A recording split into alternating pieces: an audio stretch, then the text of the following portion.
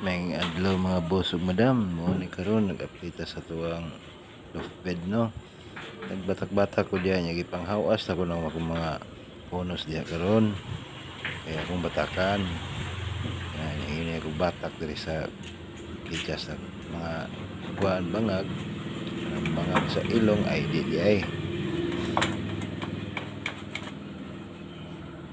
Ya karon nabatakan naman na.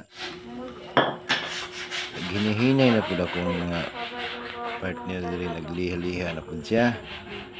Ya ako pong una apil-apil pod pero tabang baga niya o disturbo lang. Ako naginihinay ra pud kog liha diri.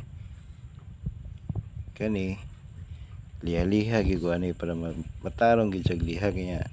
Para masunod na pud ako na pud mapinturahan. Liha na kog tarong.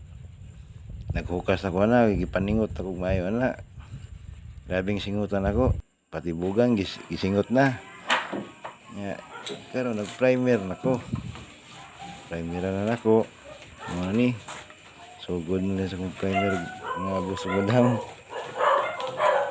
Hindi po dahil lalim ang mag primer madam.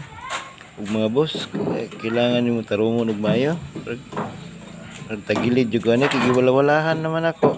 Murag mo di gini maayo. So tan-aw nang nato kung sa ikuan, kung sa resulta.